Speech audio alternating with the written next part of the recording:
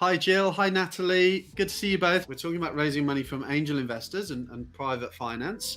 I'm hoping what we can do on this episode is challenge a little bit of a misconception that we commonly come across. If we're honest, we've probably held this misconception ourselves in the past as well, so we can totally relate to where people are coming from. But this notion that I get the principle of raising money from angel investors, but I don't know anyone that's got any money. We probably all started from the same place, right? Which is we assume that the only way to get into property investing is we save our hard-earned cash for years and years and years until we've accumulated enough to put a deposit down, and then we purchase a house, and then we wait for another 10 years before we've saved enough to repeat the process.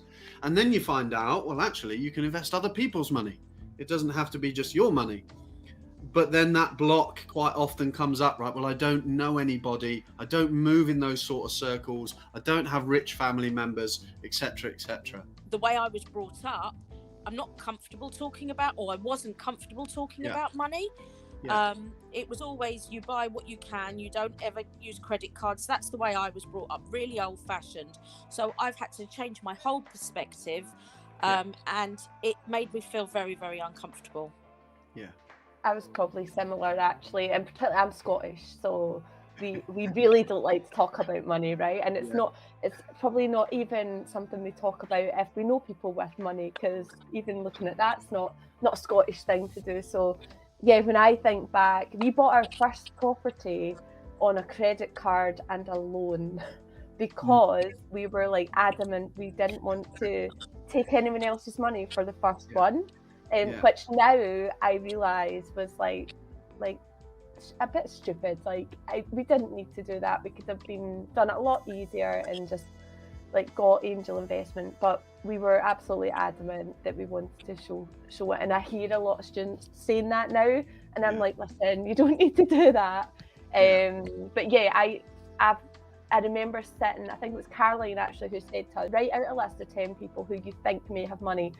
That was really hard. I don't know for you guys, but writing a list of 10 people that you thought had money was really, really hard. And then the thought of actually having to speak to those people. Before I come on this call, I was actually kind of just reflecting over all the angel investors that we've had over the years, and every single one of them we've actually known or have been known by people we know, mainly family and family friends. So I think it's challenging that perception as well, isn't it? That the only way that you can raise money is with, a sophisticated investor who's got millions of pounds and is maybe, owns their own businesses and what have you. But actually, like you're saying, Jill, I'm exactly the same, by the way. Our entire network of 20 plus investors are all friends, family, extended network. And sometimes actually that's a more challenging way of raising money in my experience. Really, the people that we find we can best create win-win solutions for are people that have got relatively modest sums of money, probably not modest to them, very, very important sums of money to them, but in the grand scheme of things, modest sums of money, who have got that money stashed away in a bank account somewhere that's doing nothing for them. So we don't necessarily need to have a little black book of millionaires, right? So I think that's a really good tip, is to approach it that way. Do you know of anybody that might be interested in getting involved? And offer them a little sweetener, whatever the sweetener you want it to be. But it just gives them that encouragement to do it. Yeah, absolutely. I think as well, even in whether it's a sweetener or not, it's just making sure they know that you really value their input and value what they're saying. I think that can go a long way. And when I think back to our close family, our parents and things like that, way back in the early days, they weren't necessarily investors, they are now. But way back in the early days, one thing I really quickly learned was these are the people who could be your biggest advocates. I might be supporting a student or something who's struggling to raise money from private finance, and it turns out that only their immediate family know they're investing in property in the first place. You're not going with a begging bowl in hand here. This is about helping people. This is about bringing people along on the journey with you, and you can create benefits to them while obviously you're benefiting at the same time. That's the key, isn't it? Talking to as many people as you can, because the reality is, we talked about this before jumping on the call, and this makes us sound really mercenary, doesn't it? It makes us sound like the only reason we ever speak to our friends and family is because we're trying to tap them up for money, and it's not. But genuinely, it's not like that at all, because I genuinely enjoy this part of the process, because, you know, for example, we raised a chunk of money last summer to fund a hotel development that we're currently working on, and it was a lot of barbecues, it was a lot of coffees and cakes and catching up with people. And when you genuinely believe that that is an opportunity for somebody, that you're helping them, then it's a really enjoyable part of the process. You don't have to feel really guilty that, oh, the only time I ever ring friends and family is because I'm trying to squeeze some more money out of them, you know. Yeah. But you're not borrowing money, you're not asking for it. Exactly. You're actually giving them a good rate of return that they're not going to get if it's sitting in the bank. So that's what you've got to remember, that we're offering a win-win situation. It's not just for our benefit, it's for their benefit as well. But you both made the point about not assuming. So never assume. Don't assume. You never know what someone's circumstances are, and you need to be having those conversations and talking to people, because the number of investors we've had who've come out of the woodwork and genuinely surprised us with how, you know, the level to which they've wanted to get involved. Inflation, all, you know, cost of living is going up, and, you know, I'm trying to talk to angel investors, but no one wants to invest because they all want to hold on to their money because they're scared, because, you know, they need to have cash reserves, you know. But my take on that, I don't know about you guys, is completely the opposite. That surely, as a potential investor, your only way out of that scenario, if you like, is to make your money work for you to such a point that you outstrip inflation.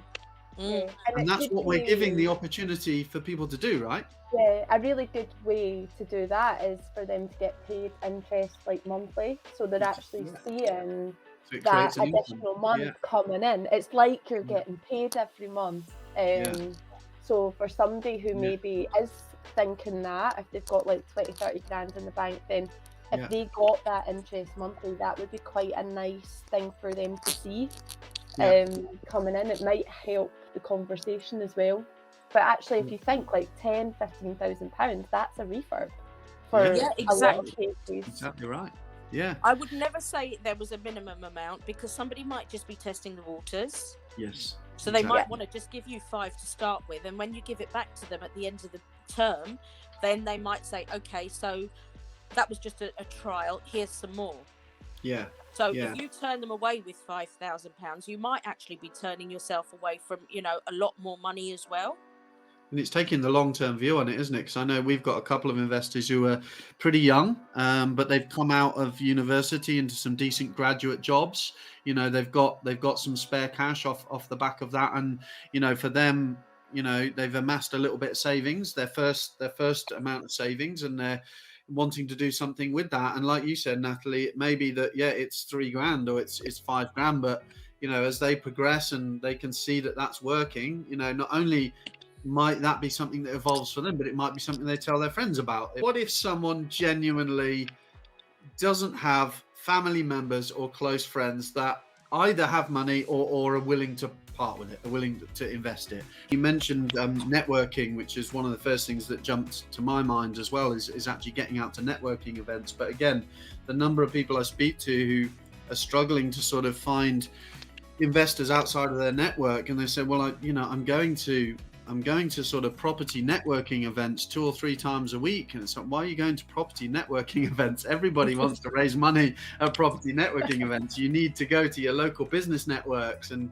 you know, sort of move out of those circles a little bit and present yourself as, present it as an opportunity for people.